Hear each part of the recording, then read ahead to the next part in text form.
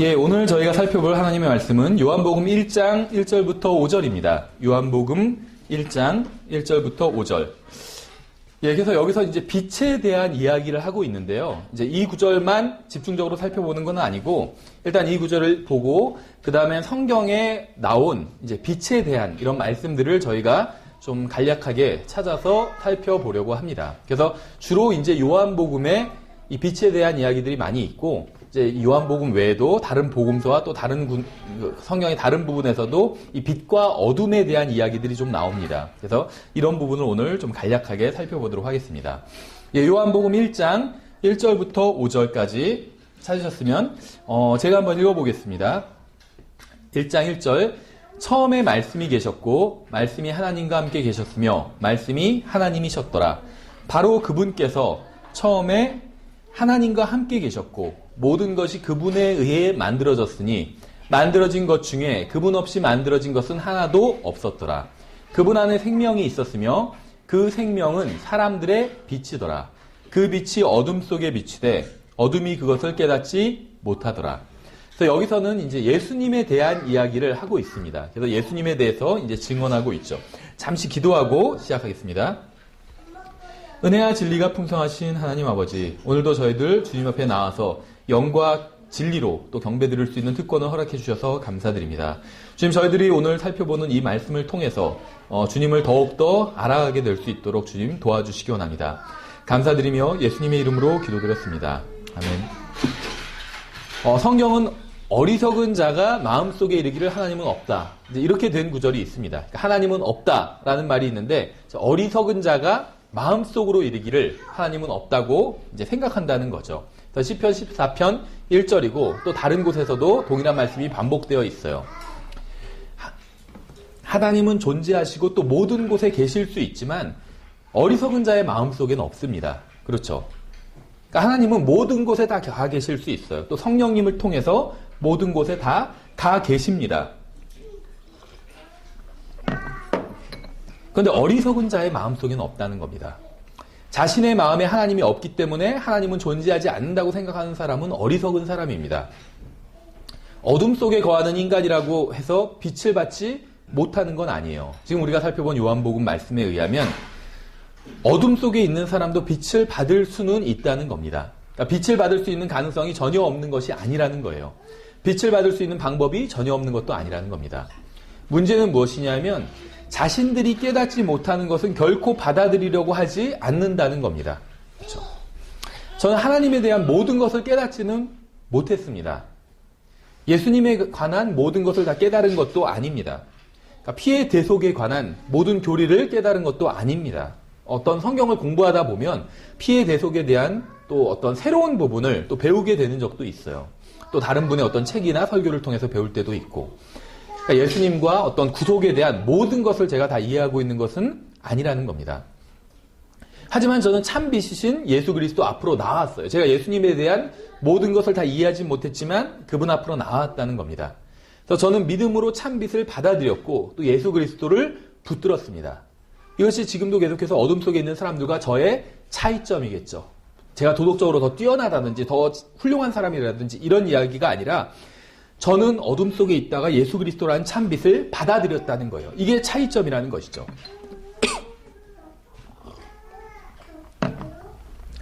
계속해서 요한복음 1장 이제 6절을 보시면 6절에 죄송합니다.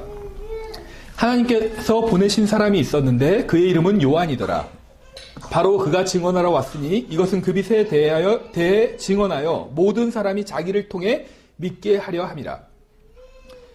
7절에 나오는 이 그 빛은 영어로는 대문자로 되어 있습니다. 침례자 요한은 단순히 햇빛이나 어떤 일반적인 진리를 증언하기 위해서 온 것이 아니라는 것이죠. 그는 참 빛, 예수 그리스도를 증언하기 위해서 온 것입니다. 계속해서 8절을 보시면 그는 그 빛이 아니요 그 빛에 대해 증언하도록 보내어진 자더라. 그 빛은 참 빛으로 세상에 들어오는 모든 사람을 비추느니라. 성경은 그 빛은 참 빛으로 세상에 들어오는 어떤 특정한 사람을 비춘다 이렇게 말씀하고 있지 않습니다. 성경은 참 빛이신 예수 그리스도께서 어떤 특정한 사람들만 비추는 게 아니라 모든 사람들을 비춘다고 말씀하고 있어요.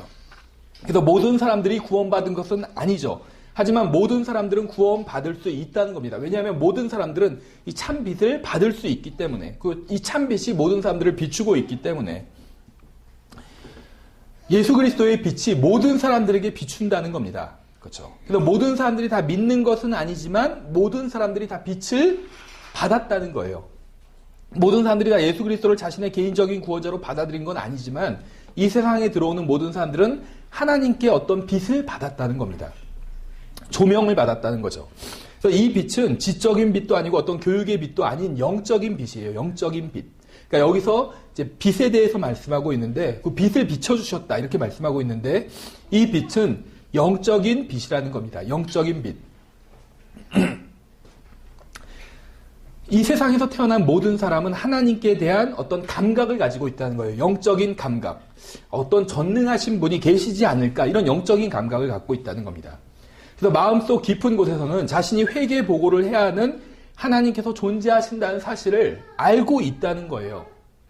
그래서 우리가 어떤 하나님을 안 믿는 사람들에게 하나님의 존재에 대해서 막 증명하려고 하는데 뭐 그게 잘못된 건 아닙니다. 그런 식으로 이제 복음을 전할 수 있어요. 충분히. 하지만 사실은 그 사람 자신이 하나님에 대해서 이미 마음속으로는 알고 있다는 겁니다. 이걸 이제 로마서 1장에서 19절에서 이렇게 말씀하고 있죠. 이는 하나님을 알만한 것이 그들 속에 분명히 드러나 있기 때문이라. 지금 로마서 1장의 문맥은 모든 사람에 대한 문맥이에요. 1장 1절부터 이제 1장부터 3장까지의 문맥은 모든 사람에 대한 문맥입니다. 그런데 모든 사람에 대해서 이야기를 하면서 사람들 안에 하나님을 알만한 것이 있다고 말씀하고 있어요. 그래서 이는 하나님을 알만한 것이 그들 속에 분명히 드러나 있기 때문이라. 하나님께서 그것을 그들에게 보이셨느니라. 그분의 보이지 아니하는 것들, 곧 그분의 영원하신 권능과 신격은 세상의 창조 이후로 분명히 보이며 만들어진 것들을 통해 깨달아 알 수 있나니 그러므로 그들이 변명할 수 없느니라. 이렇게 말씀하고 있어요.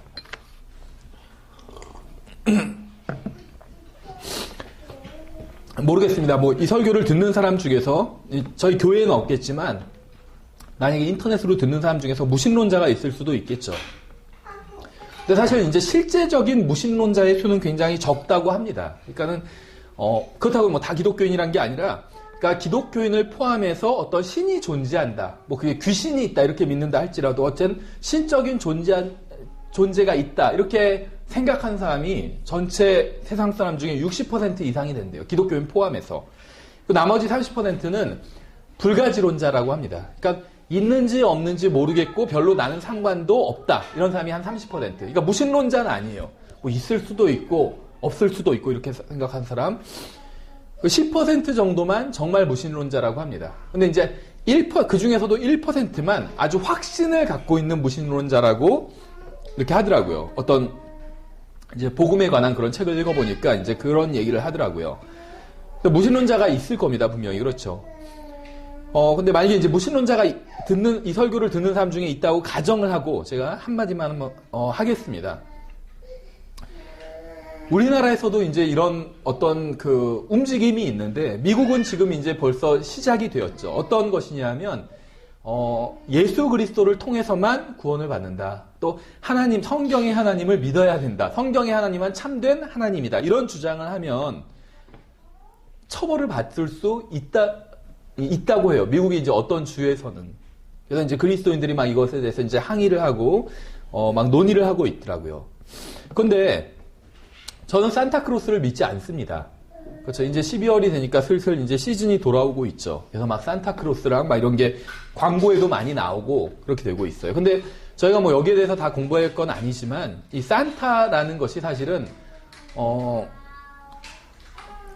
어떤 하나님을 믿지 못하게 하기 위한, 예수 그리스도를 믿지 못하게 하기 위해서 마귀가 고안해낸 겁니다. 그래서 사실 이름만 들어도 좀 이상하지 않으세요? 산타. 뭐 하나만 빼면 스펠링만 조금 바꾸면 사탄이 될 수가 있죠. 산타, 사탄. 그렇죠. 니은 받침을 뒤로 빼면은 산타가 아니라 사탄이 되잖아요. 그렇죠. 근데 이 산타 크로스가 굉장히 특징을 보면 어떤 하나님의 특징을 가지고 있어요. 그렇지 않나요? 누가 나쁜 아이인지 착한 아이인지 다 안다고 그러잖아요. 그것도 어떤 선물을 주고, 또 선물을 12월, 그러니까는 크리스마스 이브 때 준다고 하잖아요. 근데 크리스마스 이브에 전 세계에 있는 아이들에게 한꺼번에 다 주려면 거의 전능해야 되거든요. 그렇죠. 무소부재해야 돼요. 모든 장소에 동시에 있을 수 있어야 돼요. 그렇죠. 그래서 거의 예수 그리스도의 어떤 특징을 가지고 이제 마귀가 고안해낸 거예요. 이 산타라는 것이.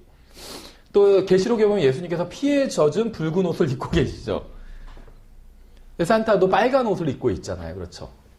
예수님께서는 계시록에 보면 흰 말을 타고 오신다고 했는데 산타는 어떤 그 술록 같은 거 썰매를 타고 오죠. 그래서 굉장히 유사한 점이 많아요. 그래서 여기에 대한 어떤 그 독립춘회교회 목사님이 쓴 어떤 책들도 있습니다. 산타크로스에 대한. 그래서 어떤 아이들에게 이 산타크로스 갖고 거짓말하지 말라는 거죠. 어쨌든지 간에 저는 뭐 지금 그런 얘기를 하려는 건 아니고 저는 산타크로스를 믿지 않습니다. 그렇죠. 이게 실제로 산타크로스가 존재한다고 생각하지 않아요. 그런데 그 산타크로스를 믿는 사람들도 있습니다. 그렇죠. 근데 저는 그 산타크로스를 믿는 사람들을 보고 어떤 신경질적인 제가 반응을 보이지는 않아요. 산타크로스를 믿는 사람, 산타크로스가 존재한다고 믿는 사람들은 다 감옥에 보내야 된다. 저는 그렇게 믿지는 않는다는 거예요. 뭐 그게 산타크로스뿐만이 아니라 부처가 됐든 무슨 뭐 알라가 됐든 뭐 모하멧이 됐든 다른 무엇을 믿고 그것만이 진리다 이렇게 주장하는 사람들을 저는 감옥에 보내야 된다. 저는 그렇게 생각하지는 않습니다. 그렇죠. 뭐 동성연애라고 얘기를 해도 마찬가지예요. 동성연애가 바르다고 주장하는 사람들을 저는 감옥에 보내야 된다. 이렇게 생각하지는 않아요. 그건 좀 다른 문제이기 때문에. 물론 하나님 앞에서는 심판을 받을 거라고 생각을 합니다. 동성연애자든 아니면 다른 뭐 알라를 믿는 사람이든 뭐 다른 무엇을 믿는 사람이든 하나님 앞에서는 심판을 받게 될 거라고 믿습니다. 저는. 하지만 이 세상에서 저는 그 사람들을 감옥에 보내야 된다. 이렇게 믿지는 않아요. 그렇죠. 제가 무슨 말을 하려는지 아시겠죠. 지금 우리나라도 이제 아직 이런 법안이 뭐 마련되거나 그러진 않은데 미국은 이제 주마다 지금 생겨나고 있어요. 그래서 심지어 학교에 성경책을 갖고 가면 그게 그 불법인 그런 주도 있다고 합니다.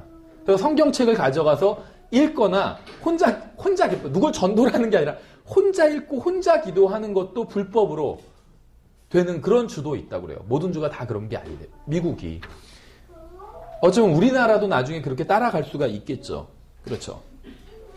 그런데 하나님이 없다고 생각한다면 제가 하나님에 대해서 전하는 것으로 인해서 누군가 상처를 받는다는 게 말이 안 된다는 거죠. 그렇죠. 만약에 제가 하나님이 존재하지 않고 지옥도 존재하지 않는다고 믿는다면 누가 저한테 지옥에 간다고 했을 때 저는 기분 나쁘지 않을 것 같아요. 왜냐하면 저는 지옥에 가지 않을 거기 때문에. 전 제가 만약에 지옥에 존재하지 않는다고 믿는다면 지옥이라는 게 존재하지도 않기 때문에 내가 가지 않을 거기 때문에 누가 나에게 지옥에 간다고 해도 저는 화가 나지 않을 거라는 거죠. 근데 참 이상하다는 거예요. 무신론자들은 지금 이제 우리나라는 아직 되지 않지만 미국 같은 경우에 방금 말씀드린 것처럼 그러니까 성경을 정말 문자 그대로 다 믿는 사람들을 이제 그렇게 믿지 못하게 하도록 법안을 마련하려고 하거든요. 그래서 다른 사람이 지옥에 간다고 얘기하면 안 된다. 그 예수님만을 통해서 구원받는다고 주장하면 안 된다. 그 동성연애자들이 나쁘다고 얘기하면 안 된다. 이런 법안을 만들려고 한다는 거죠. 그렇죠. 근데 그 사람들이 성경을 정말 믿지 않는다면 우리가 성경을 우리가 믿기 때문에 하는 이야기들이 그 사람들에게는 아무런 의미가 없다는 거예요. 그렇죠. 예수님을 믿지 않으면 당신은 지옥에 가게 됩니다. 이 얘기가 예수님도 없고 하나님도 없고 지옥도 없다고 생각하는 사람에게는 사실 아무것도 아니라는 거예요. 그렇죠. 그 사람은 지옥을 믿지 않기 때문에. 그런데 왜 화를 내고 왜 지옥 얘기를 하는 사람들을 감옥에 보내려고 하는지 전 이해할 수 없다는 거예요. 그러니까 어떤 그런 종류의 인권운동을, 인권이 필요하긴 합니다. 그렇죠. 그렇지만 그런 종류의 인권운동을 하는 사람들은 오히려 더 그 사람들이 기독교인들이 편협하다고 하지만 실제로 그 사람들이 더 편협하다는 것이죠. 그래서 제가 어딘지 저도 지금 가물가물한데 아마 영국이었던 것 같은데 동성연애자들에 대해서 이게 동성연애는 죄다 이렇게 설교한 목사님이 최근에 감옥에 간 적이 있어요. 그러다가 보석금을 내고 이제 풀려났다는 그런 기사를 본 적이 있습니다. 무신론자들이 왜 하나님의 말씀과 그 말씀을 전하는 사람들에게 화를 내는지 아세요? 그들 안에 있는 무엇인가가 진리에 대해서 반을 하기 때문입니다. 정말 어떤 것이 거짓이라고 생각한다면 그걸 전하든 말든 상관이 없어요. 그렇죠. 어떤 허구의 이야기, 누가 해리포터 이야기를 한다고 해서 저는 화내지 않아요. 왜냐하면 해리포터 이야기는 거짓이라는 걸 저는 알기 때문에 그걸 뭐 영화로 만들어서 막 전파를 하건 막 어린아이들이 다 읽건, 물론 그 자체는 유쾌하지는 않겠지만 그렇다고 해서 해리포터 무슨 이야기를 하는 사람들은 감옥에 가야 된다. 저는 그렇게 믿지 않습니다. 만약에 성경이 무신론자들이 생각하는 것처럼 성경이 정말 허구의 소설이라면 누군가 성경을 전하는 것으로 인해서 화를 낼 필요가 없다는 겁니다.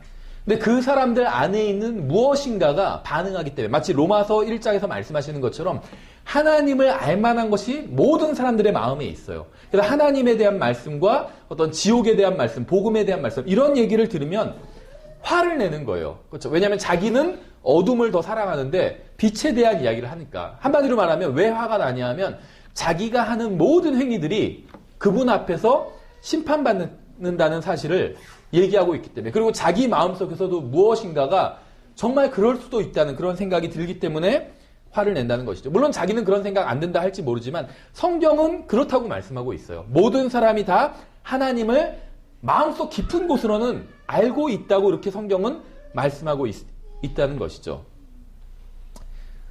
제가 지금 어떤 복음에 관한 어떤 책을 읽고 있는 것이 있는데, 거기서 그런 얘기를 하더라고요. 이제 어떤 서울대 공대 교수가 쓴 책이에요. 근데 이제 제목이 아마 나는 누구인가 뭐 이런 식의 책이에요. 그래서 이제 자기가 서울대 학생들에게 이제 성경 공부 그 반을 인도하고 있는데, 이제 거기서 했던 과들을 하나씩 이제 정리해서 책으로 엮은 그런 내용이었습니다. 근데 지금 뭐 최고의 과학자로 꼽는 사람이 스티븐 호킹이잖아요. 근데 이 스티븐 호킹이 과거에는 유신론자였다고 그래요. 그러니까 하나님을 믿는 건 아니고, 성경의 하나님을 믿는 건 아니고 그냥 유신론자였다고 합니다. 어떤 신적인 존재가 있을 것이다 이렇게 생각하는 사람이었는데, 지금은 이제 무신론자로 완전히 돌아섰습니다.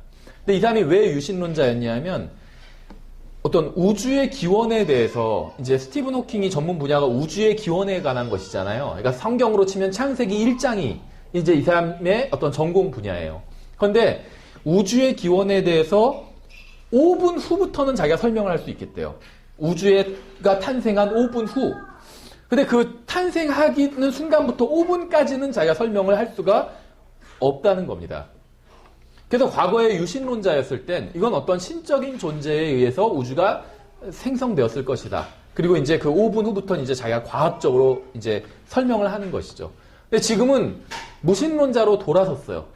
그러면 이 우주의 기원에 대해서 설명할 수가 있느냐?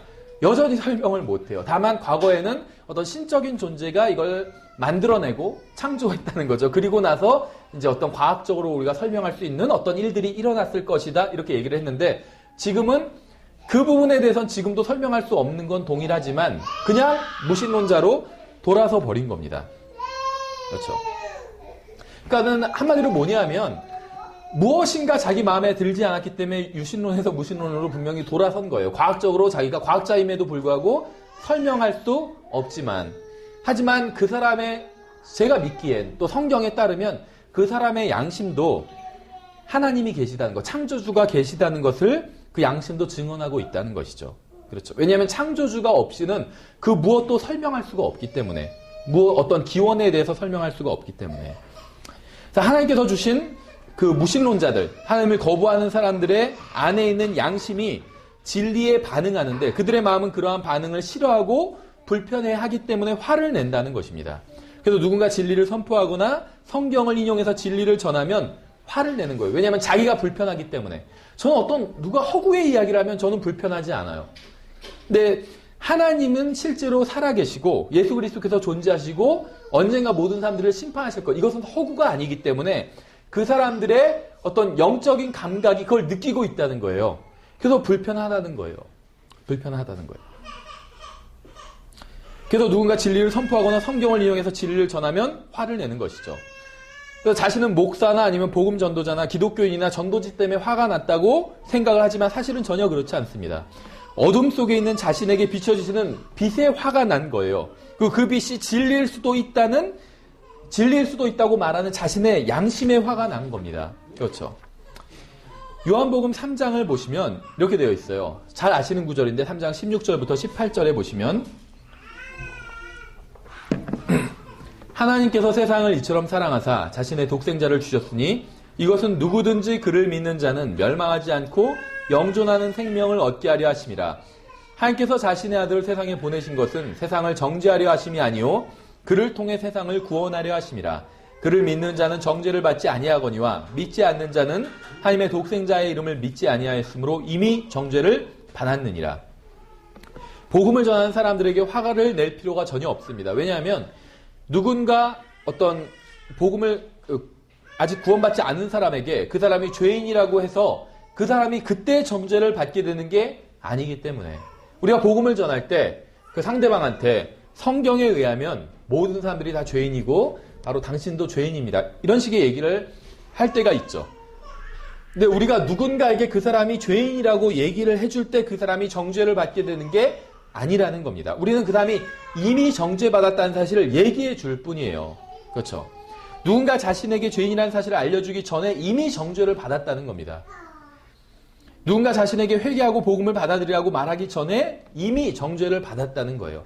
저는 성경을 읽다가 이제 예수님을 알게 됐는데 성경을 읽다가 내가 죄인이구나 이 사실을 알게 됐습니다. 그럼 제가 그 사실을 알게 된 그 순간 정죄받은 게 아니라 사실은 이미 정죄받은 상태였다는 거예요. 근데 그때 성경을 읽다가 아니면 누군가 저에게 복음을 전해서 그때 내가 이미 정죄받았구나 그 사실을 알게 되었을 뿐이라는 것이죠. 구원받지 못한 사람들은 이미 정죄를 받았습니다. 자기가 죄인이라고 알고 있건 아니면 누가 나에게 당신은 죄인입니다. 이 사실을 알려주건 아니건 다 떠나서 구원받지 않은 사람은 이미 정죄받은 상태라는 겁니다. 이게 방금 우리가 읽은 요한복음 3장 16절부터 18절에서 말씀하고 있는 것이죠. 복음을 전하는 사람은 그들을 정죄하기 위해서 복음을 전하는 게 아니라 반대로 정죄로부터 빠져나오게 하기 위해서 복음을 전하는 거죠. 그러니까 만약에 구원받지 않은 분이 있다면 교회에 가면 자꾸 죄인이라고 그러고 막 그런 얘기를 하잖아요. 그것 때문에 기분 나빠할 필요가 없다는 거예요. 그런 얘기를 하는 이유는 그 사람을 정죄하기 위해서 하는 그런 얘기를 하는 게 아니라 오히려 반대라는 거죠. 정죄로부터 빠져나오게 하기 위해서 그런 얘기를 한다는 것입니다. 18절에서 말씀하시는 것을 한번 잘 보세요. 믿지 않는 자는 예를 들면 술을 마시기 때문에 이미 정죄를 받았느니라 이렇게 말씀하고 있지 않죠. 뭐 욕을 하기 때문에 이미 정죄를 받았느니라 이렇게 말씀하고 있지도 않아요. 담배를 피우기 때문에 이미 정죄를 받았느니라 이렇게 말씀하고 있지도 않습니다. 믿지 않는 자는 하나님의 독생자의 이름을 믿지 아니하였으므로 이미 정죄를 받았느니라 이렇게 말씀하고 있어요. 이게 바로 인간이 정죄를 받은 이유입니다. 사람이 정죄를 받은 이유는 예수 그리스도를 믿지 않기 때문입니다. 그러면 어떻게 하면 그 정죄를 피할 수 있을까요? 교회 다닌다고 해서 피할 수 있는 게 아닙니다. 바른 생활을 한다고 해서 피할 수 있는 것도 아니고 어떤 선행을 많이 하거나 헌금을 많이 한다고 해서 정죄를 피할 수 있는 것도 아닙니다. 예수 그리스도를 믿어야지 정죄를 피할 수 있다. 성경은 이렇게 말씀하고 있어요. 이게 바로 정죄이자 구원을 가르는 기준이 되기 때문에 그러니까 예수님이 정죄를 받느냐 아니면 구원을 받느냐 이걸 가르는 기준이 된다는 것입니다. 예수님을 어떻게 대하느냐 그분을 믿느냐 마느냐에 구원과 정죄가 달렸다는 것이죠. 계속해서 19절을 보시면 이렇게 되어 있어요. 이제 정죄에 대한 설명을 좀 더 이제 구체적으로 하고 있는데 정죄는 이것이니 곧 빛이 세상에 왔을 때 사람들이 자기 행위가 악함으로 빛보다 어둠을 더 사랑한 것이니라. 이는 악을 행하는 자마다 자기 행위를 책망받을까 염려하여 빛을 미워하고 또 빛으로 나오지 아니하기 때문이라. 그러나 진리를 행하는 자는 빛으로 나오나니 이것은 자기 행위와 또 그 행위가 하나님 안에서 이루어졌음을 나타내려 함이라 하시니라. 누구나 원하면 언제든지 빛으로 나올 수 있습니다. 왜냐하면 모든 사람들은 빛을 받았기 때문에. 하지만 악을 행하고 빛을 미워하는 사람들은 빛으로부터 도망치려고 합니다. 만약 누군가가 구원받지 못했다면 그것은 빛이 없기 때문이 아니라는 겁니다. 누군가 계속해서 정죄를 받은 상태에 있다면 빛이 없기 때문이 아니라는 거예요. 누군가 진리를 미워하고 하나님에 대해서 분노하고 있으며 또 비참한 삶을 살고 있다면 그것은 빛이 없기 때문이 아니라 빛이 없기 때문도 아니고 하나님 때문도 아니라는 겁니다. 그러니까 누군가 지옥에 가는 이유는 하나님 때문이 아니라는 거예요. 또 지옥을 피할 방법이 없기 때문도 아니라는 겁니다. 그 빛으로부터 도망친 자기 자신에게 모든 문제가 있다는 거예요. 그렇죠. 빛으로 나오면 누구나 빛을 받게 된다고 성경은 말씀하고 있어요. 어둠 속에 있지 않아도 된다는 겁니다. 더 이상 영적으로 눈먼 채로 있지 않아도 된다는 거예요. 예수 그리스도는 세상의 빛이시죠. 예수 그리스도는 지금도 세상의 빛으로 온 세상을 비추고 계십니다. 복음은 비밀이 아니라는 거예요. 그래서 뭐 구원, 뭐 죄사함의 비밀, 거듭남의 비밀 막 이런 책 쓴 사람도 있는데 지금은 무슨 뭐 200억 횡령인가 그래가지고 구속됐더라고요. 그저께인가 이번 주에 구속됐어요. 어쨌든지 간에 복음은 비밀이 아니라는 겁니다. 누구나 원하면 알 수 있도록 모든 사람들에게 공개되어 있어요. 복음은. 그렇죠. 누구나 원하면 성경을 구할 수 있습니다. 또 인터넷 검색만 해도 복음 이렇게만 쳐도 복음이 무엇인지 다 알 수가 있어요. 다 나와 있다는 거죠. 여러분은 원하면 진리를 알 수 있습니다. 누구나 원하면 영원한 생명을 받을 수 있다는 거예요. 다 공개되어 있기 때문에. 우리는 뭐 아마존에 있는 복음을 들어보지 못한 사람 어떻게 되는가 막 이런 생각할 때가 있는데 성경에 의하면 모든 사람들이 하나님을 알 수 있다고 말씀하고 있어요. 그렇죠. 그래서 다른 사람에 대해서 걱정할 게 없다는 겁니다. 여러분 원하면 진리를 알 수 있어요. 원하면 영원한 생명을 얻을 수 있다는 겁니다. 문제는 무엇이냐면 원하지 않는 게 문제인 거예요. 원하지 않는 것. 여러분이 할 수 없는 일이라면 그건 할 수 없는 게 문제겠죠. 근데 할 수 있는 일이라면 그것은 결국 원하지 않는 데 있다는 것이죠. 간절히 원하면 할 수가 있어요. 왜냐하면 다 열려 있기 때문에 여러분에게.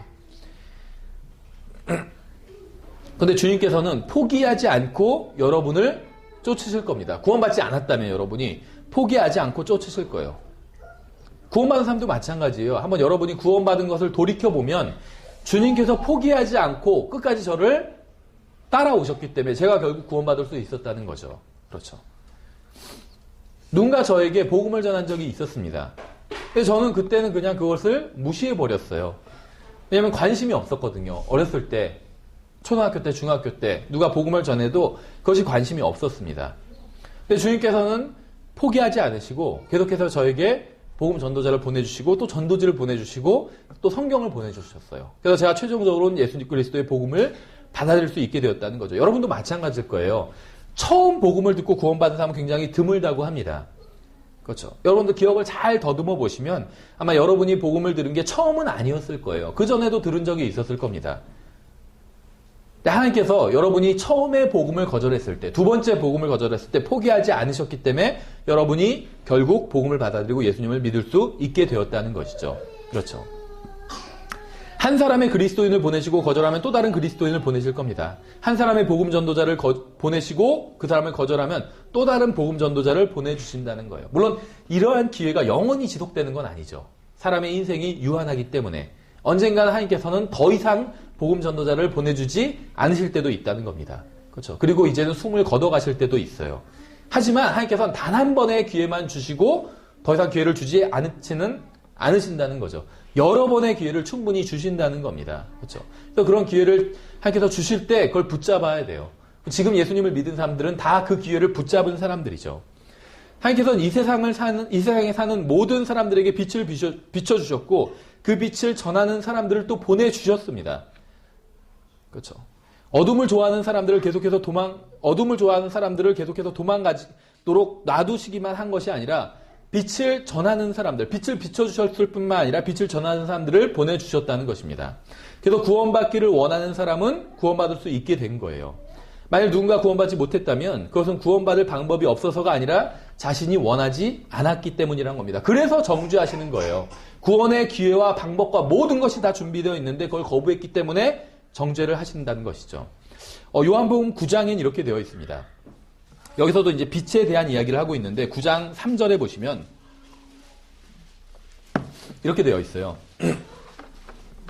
요한복음 9장 3절에 예수님께서 대답하시되 이 사람이나 그의 부모나 죄를 짓지 아니하였으며 다만 이것은 그에게서 하나님의 일들을 나타내고자 함이니라.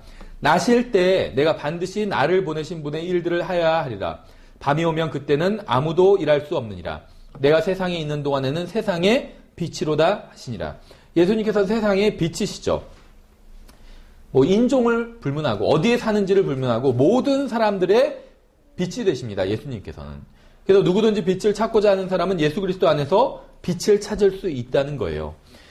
우리가 어떤 세상에서도 이제 이 빛의 조명을 받았다 이런 말을 사용을 합니다. 그러니까 계몽이란 말로 하죠. 우리나라 말 계몽이란 말에는 이제 이런 요소가 안 들어가 있을지 모르지만 영어로는 이제 엔라이트먼트라고 하죠. 그래서 계몽, 계몽되었다, 뭐 계몽 운동을 한다, 뭐 이런 얘기를 하는데 이제 빛을 받았다는 거예요. 그래서 enlightenment. 그래서 계몽이란 말을 다른 말로 하면 조명 받았다는 겁니다. 그렇죠? 무지 가운데 있지 않다. 빛을 받았다. 이런 말이에요. 진정으로 제대로 된 것을 배우고자 한다면 예수 그리스도께로 와야 됩니다. 그래야지 제대로 계몽될 수 있다는 거예요. 예수 그리스도 밖에서는 참된 진리를 알 수 없기 때문에. 과학자들은 천문학적인 돈을 들여서 생명이 어디서 왔는지 연구하지만 결코 만족할 만한 답을 찾지 못했습니다. 하지만 예수 그리스도 안에 있으면 주일학교 학생이라도 답을 알고 있어요. 왜냐하면 예수 그리스도의 빛으로 조명을 받았기 때문에. 과학자들은 질병과 죽음이 어디서 왔는지 모릅니다. 근데 우리는 알고 있어요. 성경은 죄의 삭시 사망이라고 말씀하고 있죠. 질병과 죽음은 죄에서 왔습니다. 그러니까 한 사람으로 말미암아 죄가 세상에 들어오고 죄로 말미암아 사망이 들어왔나니 이와 같이 모든 사람이 죄를 지었으므로 사망이 모든 사람에게 임하였다라고 성경은 말씀하고 있어요. 그래서 우리는 사망의 원인을 알고 있다는 겁니다. 왜냐하면 우리는 빛을 받았기 때문에. 우리는 사람이 죽으면 어디로 가는지 알고 있어요. 그래서 예수 그리스도를 받아들이지 않고 죽은 사람은 죽으면 지옥에서 눈을 뜨게 됩니다. 지옥에서 불타는 고통 중에 물 한 방울을 달라고 요구하지만 줄 사람이 아무도 없을 겁니다. 하지만 예수 그리스도를 자신의 구원자로 받아들인 사람은 죽으면 몸은 비록 땅속에 묻히지만 그 몸 안에 있던 그 사람 자체는 죽지 않고 하늘로 올라가서 주님과 함께 영원히 있게 돼요. 대학을 나오고 박사학위를 취득해도 이러한 사실을 모른다면 정말 중요한 걸 모르고 있는 거예요. 그렇지 않나요? 자신이 어디서 와서 어디로 가는지도 모른다면 아무리 많은 교육을 받는다 해도 그게 다 무슨 소용이 있을까요?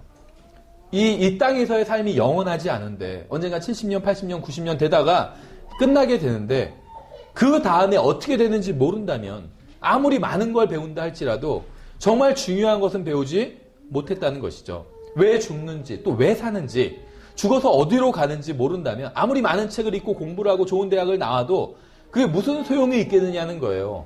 그렇죠. 생각해 보세요.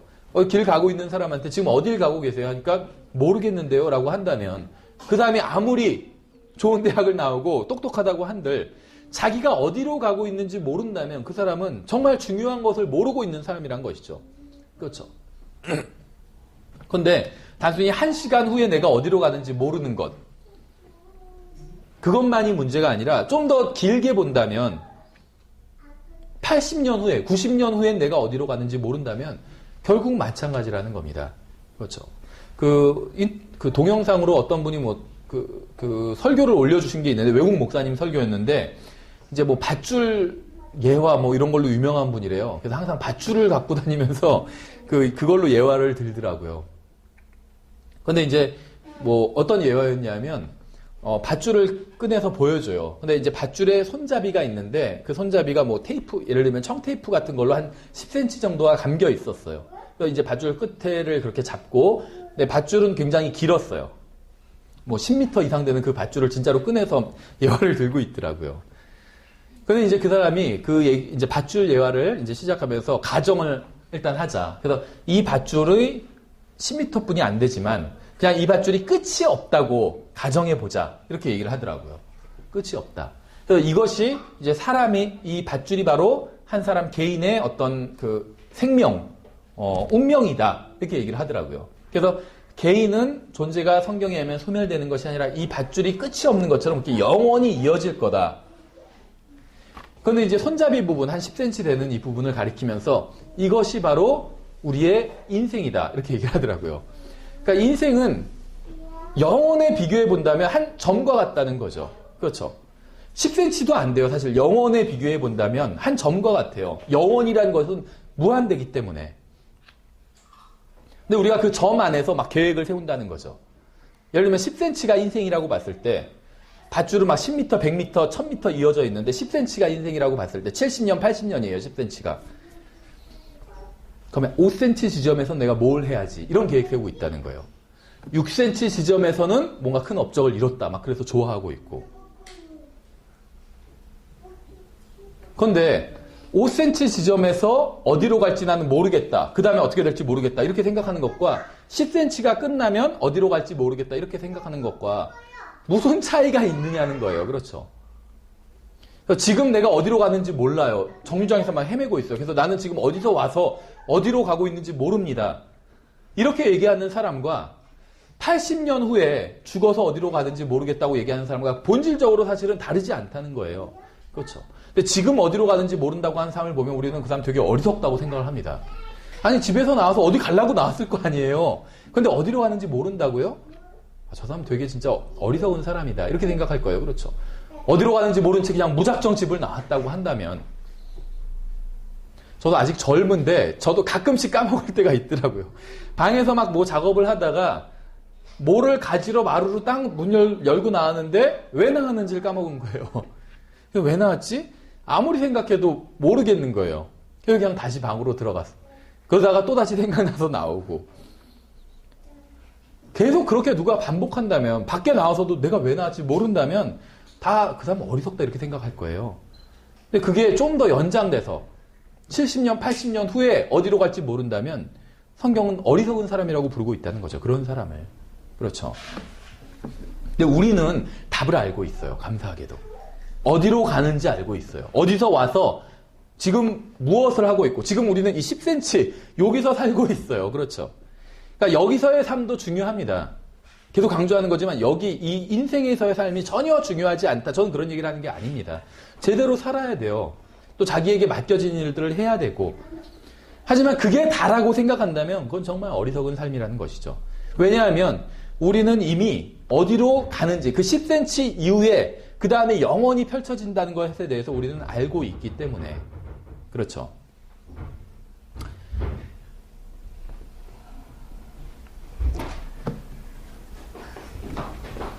여러분들 빛으로 나오길 원하시나요?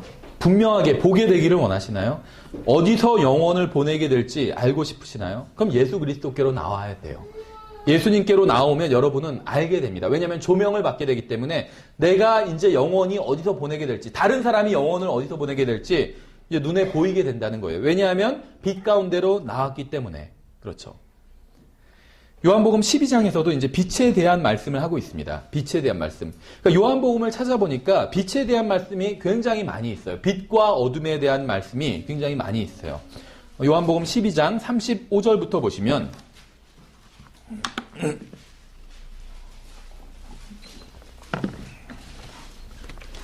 요한복음 12장 35절부터 보시면, 그때 예수님께서 그들에게 이르시되 아직 잠시 동안은 빛이 너희와 함께 있으니 너희에게 빛이 있을 동안에 다녀 어둠이 너희 위에 임하지 않게 하라.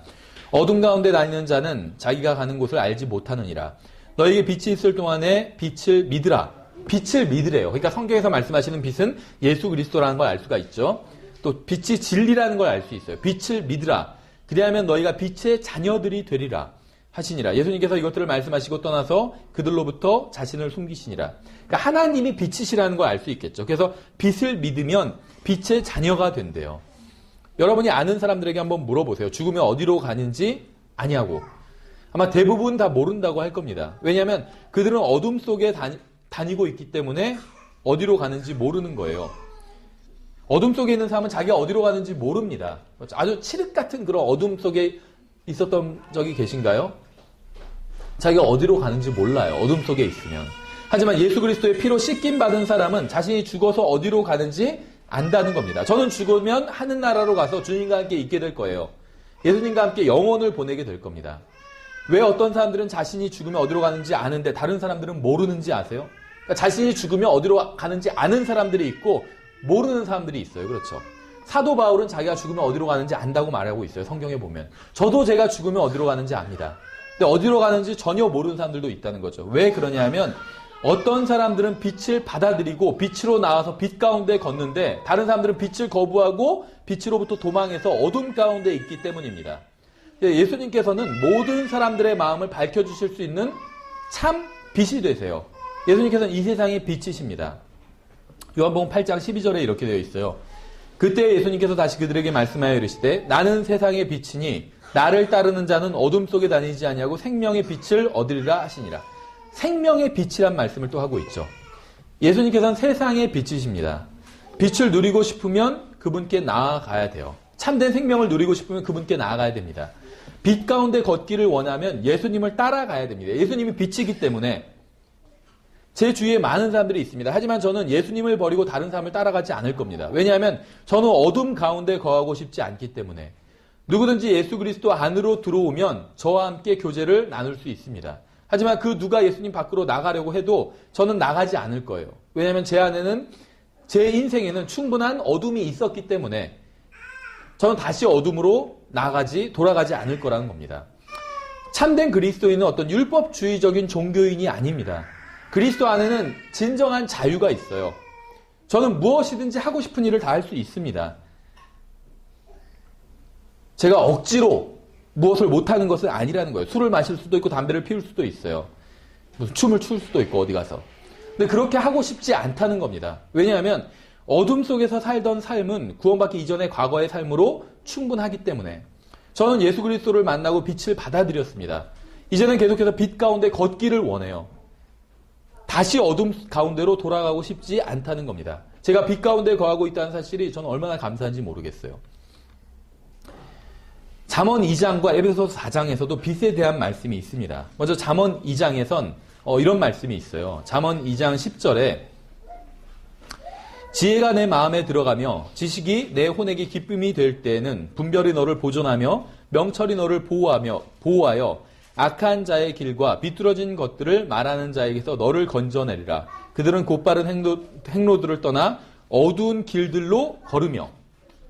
잘 보세요. 근데 여기서 어두운 길이 있고 곧바른 행로들이 있다고 말씀하고 있죠. 그래서 그러니까 잘못을 하고 있는, 죄에 거하고 있는, 하나님을 떠난 사람들은 곧바른 행로들을 떠나 어두운 길들로 걷는다, 이렇게 말씀하고 있어요. 이게 무슨 말일까요? 어두운 길이 있고 밝은 빛 가운데 있는 곧바른 길이 있어요. 그러니까 어두운 길의 반대 개념을 곧바른 길이라고 말씀하고 있어요. 그런데 어두운 길의 반대 개념은 밝은 길이겠죠. 그러니까 다시 말하면, 정리하면 곧바른 길이 밝은 길이라는 것입니다. 그렇죠? 어떤 게 더 쉬울까요? 어둠 속에서 걷는 게 훨씬 쉬울까요? 아니면 밝은 빛 가운데 걷는 게 더 쉬울까요? 어두운 가운데 걷는 게 쉬울까요? 아니면 빛 가운데 걷는 게 쉬울까요? 빛 가운데 걷는 게 훨씬 쉬워요. 그렇지 않나요? 어두운 데 있으면 더듬게 돼요. 그렇죠? 빛 가운데 있으면 더듬지 않아도 돼요. 훨씬 쉽게 갈 수 있다는 겁니다. 그렇죠? 인생길도 마찬가지예요. 빛 가운데 있는 사람은 훨씬 쉽게 갈 수 있다는 겁니다. 쉽게. 그러니까 빛 가운데 있다는 건 예수님 안에 있다는 거죠. 예수님을 따라간다는 거예요. 예수님을 따라가면 모든 고난이 사라질 것이다. 이런 얘기를 하는 게 아닙니다. 고난은 똑같이 있어요. 그렇지 않나요? 예수님 믿을 때와 예수님을 안 믿을 때 한번 본인이 비교해 보세요. 고난은 똑같이 있습니다. 근데 예수님을 믿을 땐 빛 가운데 있어요.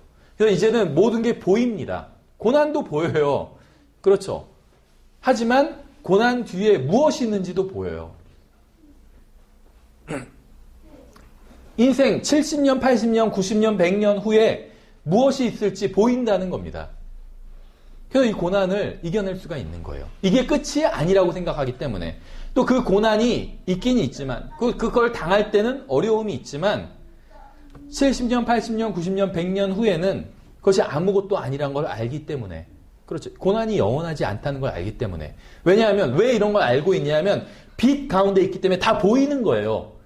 그렇죠. 여러분이 예수 그리스도를 믿고 구원받았다면 100년 후에, 200년 후에 여러분이 어떻게 될지 여러분은 알고 있어요. 그렇지 않나요? 그래서 인생이 훨씬 더 쉽다는 거예요. 똑같이 어려움도 있고 고난이 있는데 캄캄한 가운데 있어요. 그럼 고난을 당하게 되면 당황하게 되겠죠. 어떤 장애물을 만나면. 어둠 속에서 장애물을 만나면. 그런데 빛 가운데 있으면 장애물이 있고 그걸 넘어가야 되지만 끝이 보이는 거예요. 그렇죠? 70년, 80년 후에도 저는 70년, 80년까지 갈 것도 없겠죠. 한 3, 40년 후라고 얘기해야 되겠죠, 이제. 3, 40년 후에도 저는 어떤 고난을 겪고 있지는 않을 겁니다. 3, 40년 좀 짧은가요? 70, 80분이 안 되니까. 50년 후라고 할게요. 그러면 90 이상 살기는 힘들겠죠. 50년 후에도 저는 고난을 겪고 있지는 않을 거예요. 그렇죠. 뭐 돈 걱정을 한다든지 아니면 건강 걱정을 한다든지 자식 걱정을 하고 있다든지 그러지 않을 거라는 겁니다. 그때는. 왜냐하면 주님과 함께 저는 평안을 누리고 있을 거기 때문에, 안식을 누리고 있을 거기 때문에. 저는 그게 보인다는 거예요. 빛 가운데 있기 때문에 제가 어디로 가는지 알고 어느 방향으로 가는지도 알고 있어요. 그 누구와 함께 걷고 있는지도 알고 있어요. 이게 인생이 다르다는 겁니다. 그렇죠. 에베소서 4장에 또 이렇게 되어 있습니다. 4장 17절에 이렇게 되어 있어요.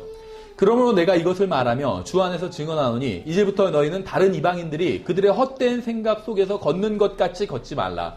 그들은 지각이 어두워졌으며 그들 속에 있는 무지함과 그들 마음에 눈먼 것으로 인해 하나님의 생명에서 떨어져 있도다. 그들의 감각을 지나쳐 자기를 세균에 내주고 탐욕을 내어 모든 부정한 것을 행하였을 때 지각이 어두워졌으며 마음이 눈멀었고 하나님의 생명에서 떨어져 있다. 이렇게 표현하고 있죠.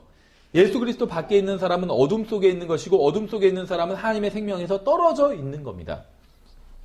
이건 사실은 구원받은 이후에도 마찬가지예요. 어둠 속에 있는 사람은 하나님의 생명에서 떨어져 있는 거예요. 이건 뭐냐면 그러니까 구원받지 않은 사람에게는 이 말이 사실 중의성이 있어요. 구원받지 않은 사람에게는 하나님의 생명이 없다는 말씀이겠죠. 근데 구원받은 사람에게는 어떤 의미냐면 하나님의 생명에서 사실 떨어져 있다는 거예요. 떨어져 있다. 그러니까 하나님의 생명을 누리면서 살고 있는 것이 아니라 그것과 동떨어진 삶을 살고 있다는 겁니다. 그렇죠. 구원받았는데 어둠 속에서 살고 있다면, 구원받았는데도 어둠으로 나가는 사람도 있죠. 자기의 죄악이 들어갈까봐 구원은 받았지만 빛 가운데 걷지 않는 사람들이 있어요. 그래서 빛 가운데 걸으라 이런 명령이 있는 거죠. 빛 가운데 걷지 않는 사람도 있어요. 이런 사람은 하나님의 생명을 누리고 있지 못하다는 겁니다. 그렇죠. 만약 여러분이 이 세상에서의 삶에서 빛이 아닌 어둠을 선택한다면 영원히 어둠 가운데 있게 될 거예요. 근데 우리는 이미 빛을 선택했죠. 그래서 우리는 영원히 빛 가운데 있게 될 것입니다. 사도행전 26장에서도 이제 빛에 대한 이야기가 있습니다. 그럼 이 빛이 우리와 또 그리스도의 삶과 어떤 관계가 있는지 이제 좀 더 구체적인 이야기인데 사도행전 26장 15절에부터 18절에 보시면 이렇게 되어 있어요. 사도행전 26장 15절에 내가 이르되 주여 누구시니까 하며 여기서 이제 바울이 자기 구원 간증을 하는 부분이 나오죠. 그래서 자기가 과거에 구원받을 때 이제 이런 일이 있었다. 이런 얘기를 바울이 하고 있는 겁니다. 그분께서 이르시되 나는 내가 핍박하는 예수라. 오직 너는 일어나 내 발로 서라. 내가 내게 나타난 것은 이 목적을 성취하기 위함이니 곧 내가 본 이 일들과 또 앞으로 내가 내게 나타낼 그 일들에 대하여 너를 사역자와 증인으로 삼기 위함이라.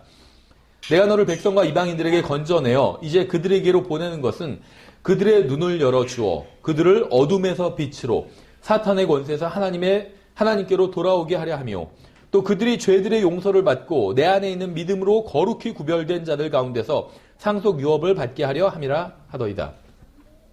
이게 사도 바울의 이제 구원 간증이었습니다. 우리는 이 세상에서 예수 그리스도를 선포해야 합니다. 우리는 사람들이 어둠에서 나와서 빛이신 예수 그리스도께로 갈 수 있도록 도와줘야 돼요. 나만 빛 가운데 걸으면 그것으로 되는 것이 아니라 다른 사람들도 빛 가운데 걸을 수 있도록 도와줘야 된다는 겁니다. 사탄의 권세에서 하나님께로 돌아올 수 있게 도와줘야 된다는 거예요. 예수님께서 구원받은 바울에게 원하신 것은 사람들이 그를 통해서 어둠에서 빛으로 나오게 되는 것이었어요. 지금 우리에게 원하시는 것도 마찬가지입니다.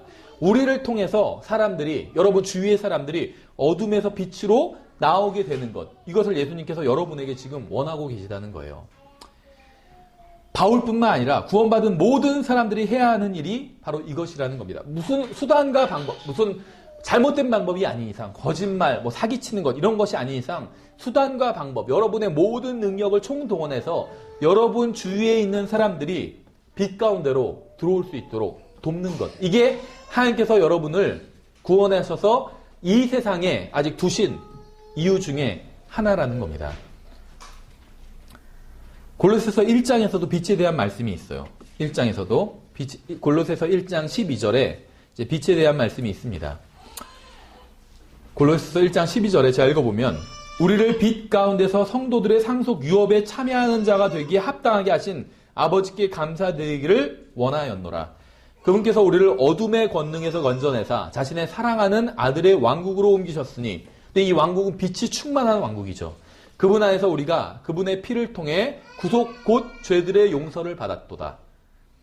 우리는 구원받을 때 어둠에서 빛으로 나왔습니다. 참 빛이신 예수 그리스도께로 나왔어요. 그때 하나님께서는 우리를 어둠의 권능에서 자신의 사랑하는 아들의 왕국으로 옮겨주셨습니다.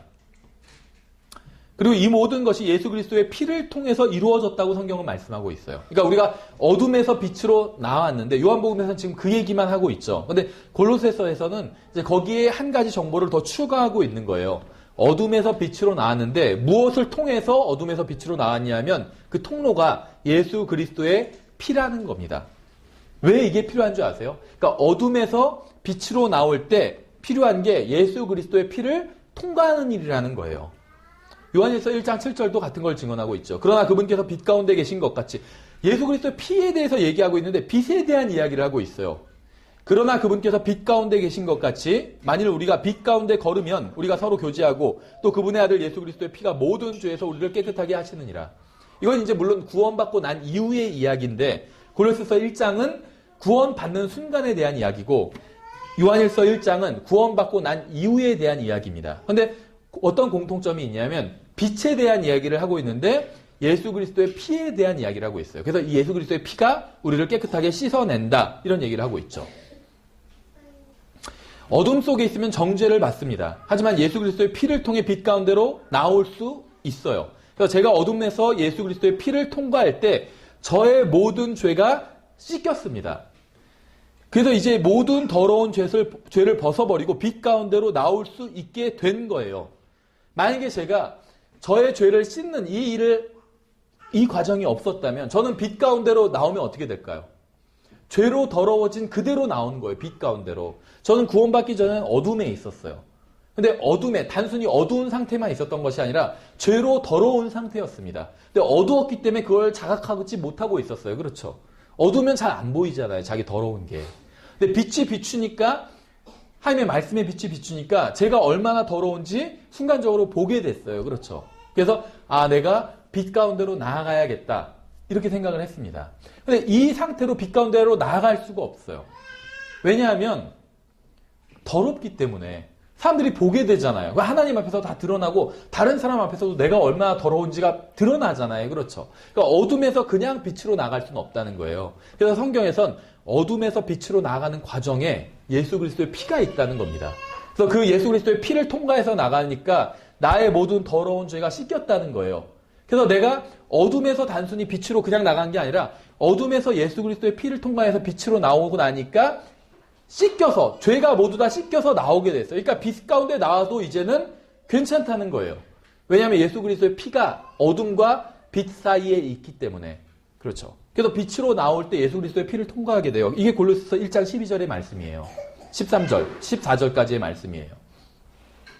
그래서 우리가 빛으로 나올 수 있는 거예요. 예수 그리스도의 피 때문에.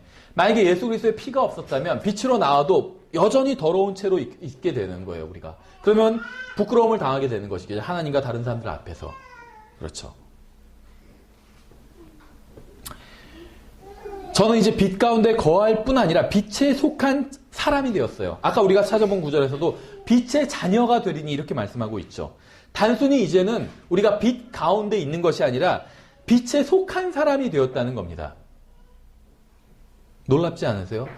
빛 가운데 있을 뿐만 아니라 빛에 속한 사람이 되었어요. 영원히. 왜 그럴까요?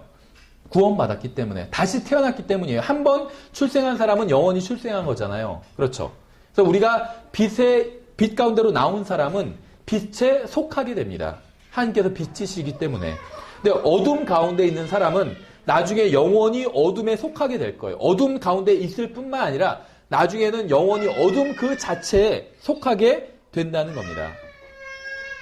어쨌거나 저는 지금 이 순간 예수 그리스도의 피를 통해서 모든 죄를 씻어버리고 빛 가운데로 당당히 나올 수 있게 되었다는 거예요. 오늘 주제와 관련된 몇 구절만 더 찾아보고 마치도록 하겠습니다. 마태복음 4장에서도 빛에 대한 이야기가 나와요.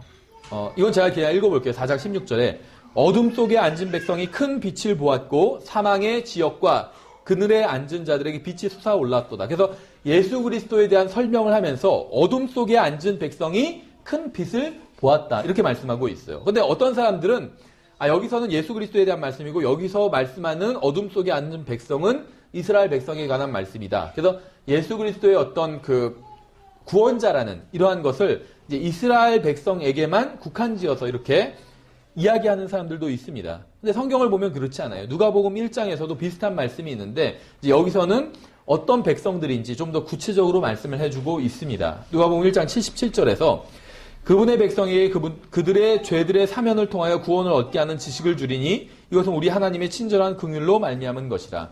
이로써 동트는 때가 높은 곳으로부터 우리를 찾아 어둠과 사망의 그들의 앉은 자들에게 빛을 주고 우리 발을 화평의 길로 인도하셨도다 하니라.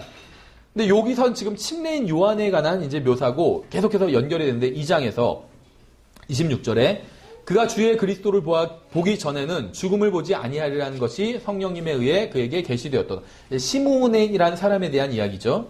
그가 성령을 힘입어 성전에 들어가니 마침 아이의 양친이 예수님 얘기하는 거죠. 율법의 관례대로 아이에게 행하려고 아이 예수님을 데려오므로 이에 그가 아이를 팔에 안고 하나님을 찬송하며 이르되 주여 이제 주의 말씀대로 주의 종이 평안히 떠나도록 허락하소서. 내 눈이 주의 구원을 보았사온데 이렇게 얘기하고 있죠. 시므온은 예수님을 보고 주님의 구원을 봤다고 고백하고 있습니다. 물침례나 무슨 교회연이나 성례나 선행을 본 게 아니라 예수님을 보고 구원을 봤다고 고백하고 있어요. 계속해서 다음 절 31절에 그것은 주께서 모든 백성들의 얼굴 앞에 예비하신 것이요 이방인들을 밝히는 빛이요 주의 백성 이스라엘의 영광이니이다. 그러니까 예수님은 구원자로 이 세상에 오셨는데 이스라엘 백성만을 위한 구원자가 아니라 모든 백성이라고 말씀하고 있어요. 그런데 모든 백성이 누구냐 하면 이방인들을 밝히는 빛이요 주의 백성 이스라엘의 영광이다. 그래서 이방인과 이스라엘 포함한 모든 백성을 밝히는 빛이다 예수님은. 이런 얘기를 하고 있다는 것이죠. 이렇게 생각하지 않는 사람들도 많이 있습니다. 성경을 가르치고 소위 이제 신학교 교수라는 사람들 중에 여러분들 아마 야훼라는 표현을 들어보신 적이 있을 거예요. 야훼. 이 야훼는 어떤 표현 방식이 다른 것이 아니라 신학자들이 여호와 하나님을 야훼라고 부르는 이유가 있는데 그거는 여호와 하나님을 평가절하하기 위해서 만들어낸 용어예요. 성경에 있는 말이 아니라. 야훼라는 것은 어떤 이스라엘 중동 지방의 어떤 지방 신을 의미하는 겁니다. 그래서 여호와 하나님을 어떤 전 우주를 창조하신 하나님이 아니라 그냥 이스라엘 사람들이 중동 사람들, 이스라엘 사람들도 중동 사람이잖아 엄격하게 보면. 중동 사람들이 어떤 한 지역에서 믿던 하나의 어떤 그냥 어떻게 보면 잡신이다 이런 의미로 폄하하기 위해서 지어낸 말이 야훼라는 말이에요. 그렇죠. 그러니까 여호와 하나님이 예수 그리스도께서 모든 사람들을 구원하기 위해서 오신 구원자가 아니라 그냥 이스라엘의 메시아 거기에만 국한시키기 위해서 또 그분을 보내신 분 여호와 하나님을 그렇게 폄하하기 위해서 야훼라는 말을 만들어냈다는 것이죠. 그런데 성경에 의하면 예수 그리스도께서는 이스라엘만의 구원자가 아니라 모든 민족의 구원자라고 누가복음 2장에서 분명하게 말씀하고 있다는 거죠. 사도행전 13장에서도 빛에 대한 이야기가 있어요. 사도행전 13장과 26장 두 절만 찾아보고 마치도록 하겠습니다. 사도행전 13장 47절에 이렇게 되어 있어요. 주께서 이같이 우리에게 명령하여 이르시되 내가 너를 이방인들의 빛으로 세웠나니 이것은 내가 땅 끝까지 이르러 구원을 위한 일꾼이 되게 하려 함이라 하셨느니라 하며. 아까 우리가 살펴본 말씀과 비슷하죠. 사도 바울이 이제 자기가 구원받은 그 구원 간증 얘기를 하면서 자기를 예수 그리스도께서 이제 어떤 일꾼으로 삼으신 이유가 이방인들을 위한 빛으로 삼기 위해서, 이방인들에게 빛을 전하게 하기 위해서 자기를 구원하셨다. 이제 이런 얘기를 했었죠, 아까도. 근데 여기서는 이제 그것에 대한 이야기만 하는 것이 아닙니다. 본문에서 보시면 땅 끝까지 이르러라는 표현을 하고 있어요. 하나님께서는 구원받지 못한 사람이 어디에 있든 얼마나 멀리 있든 상관하지 않으시고 그들을 불러서 구원하고자 하신다는 것이죠. 하나님으로부터 얼마나 멀리 떨어져 있든 상관하지 않는다는 거예요. 이거는 단순히 어떤 지역적인 문제만 이야기하는 것이 아니라 마음도 마찬가지라는 겁니다. 마음. 물론 여기서는 이제 1차적으로는 땅 끝까지 이르러라는 표현은 지역적인 표현이죠.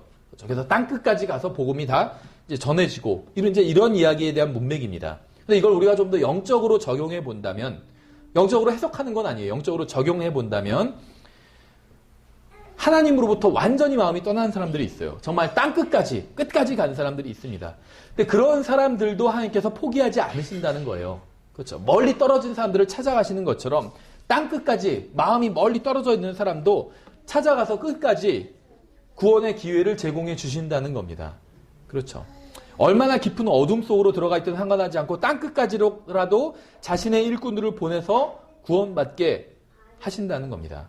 여러분이 어디를 가건 누구를 만나건 그들의 빛은 예수 그리스도입니다. 여러분이 만나는 모든 사람들을 정죄로부터 구원할 수 있는 유일한 분은 예수 그리스도예요. 그 사람이 정말 복음을 많이 받아들인 사람이건 아니면 완강하게 거부하던 사람이건 마찬가지예요.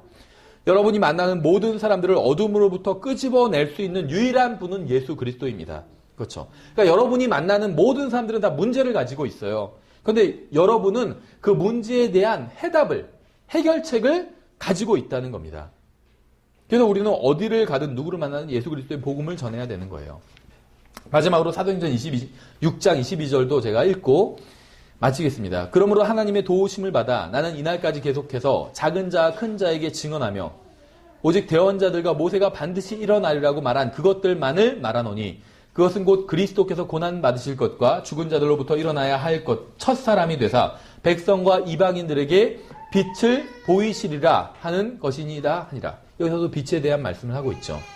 부활하신 예수 그리스도께서는 여러분의 빛이 되십니다. 여러분이 누구이건 어디에서 와서 무엇을 하건 상관없이 예수님은 여러분의 빛이라는 거예요. 얼마나 뒤틈은 어둠에 있건 상관없이 예수님은 여러분의 빛이라는 겁니다. 참 빛이신 예수 그리스도 앞으로 나와야 됩니다. 구원받은 이후에도, 구원받을 때도 그렇고 구원받은 이후에도 그래요. 그렇죠. 구원받을 때도 여러분은 빛이신 예수 그리스도 앞으로 나와야 돼요. 그럼 여러분이 나올 때 여러분은 예수 그리스도의 피로 씻김을 받게 된다는 겁니다. 그런데 이것은 구원받을 때에만 국한돼서는 안 돼요. 구원받고 나서도 마찬가지라는 겁니다. 왜냐하면 그래야 여러분들의 인생이 훨씬 더 단순해진다는 겁니다. 성경에서는 그리스도 안에 있는 단순함에 관한 말씀을 하고 있어요. 단순함. 이게 무엇인지 아세요? 그리스도 안에 있는 단순함. 정말 예수님을 제대로 믿는 사람은 인생이 단순해져요. 복잡해지지 않는다는 겁니다. 그렇죠. 다른 어떤 복잡한 계획을 세울 필요가 없어요. 그렇죠. 맡겨진 일들을 하고 또 맡겨진 나에게 그러니까는 가정적으로 맡겨진 일들을 하고 또 영적으로 맡겨진 일들을 하면 된다는 겁니다. 왜냐하면 죽으면 어디에 가는지 알고 있기 때문에 앞으로 우리가 누구를 만나서 창조주를 만나게 될 것이죠. 얼굴과 얼굴을 맞대고 예수 그리스도를 만나게 될 거예요. 그럼 그 자리에서 예수님을 만난 그 자리에서 예수님께서 우리에게 무엇을 물으실지 우리는 알고 있다는 겁니다. 무엇을 물으실까요? 구원받고 나서 우리가 어떻게 살았는지에 대해서 물으시겠죠. 또 우리가 가지고 있는 이 진리를 가지고 어떻게 했는지, 어둠 속에 있는 사람들에게 빛을 전했는지 전하지 않았는지 이런 걸 물으실 겁니다. 그럼 인생이 좀 더 단순해질 수밖에 없다는 거예요. 그렇죠. 그리고 인생이 좀 더 쉬워질 수 있고, 왜냐하면 아까 말씀드린 것처럼 고난이 사라지는 건 아니에요. 하지만 끝을 우린 볼 수 있기 때문에, 그 고난 너머에 있는 그 길의 맨 끝까지도 우리는 볼 수 있기 때문에 인생이 좀 더 쉬워진다는 거죠. 그렇죠. 우리가 가는 길이 어딘지 알고 가는 것과 모르고 가는 것은 엄청 큰 차이가 있잖아요. 알고 가면 좀 더 짧다고 느낄 수 있죠. 그래서 저도 처음에 지금 집에서 은평구에서 여기까지 오는데 처음엔 굉장히 길다고 느꼈어요. 지금은 그렇게 길지 않은 것 같아요. 그냥 금방 온다고 생각이 들거든요. 왜냐면 길을 이제는 다 알고 있기 때문에. 그렇죠.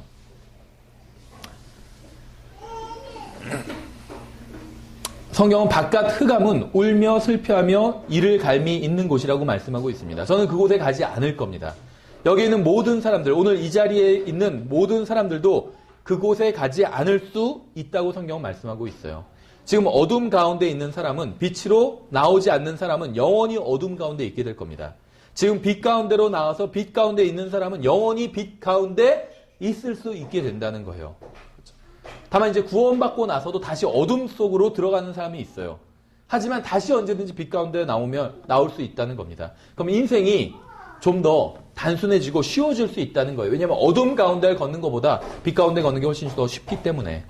예수 그리스도를 믿고 구원받은 사람은 단순히 하늘나라에 갈 뿐만 아니라 더 이상 태양이 필요 없는 빛으로 충만한 곳에 가게 됩니다. 왜냐하면 구원받은 사람들이 가는 곳은 하나님의 어린 양이신 예수 그리스도께서 친히 빛이 되는 곳이기 때문에 우리는 그곳에서 다시는 결코 어둠 속에 있지 않게 될 겁니다.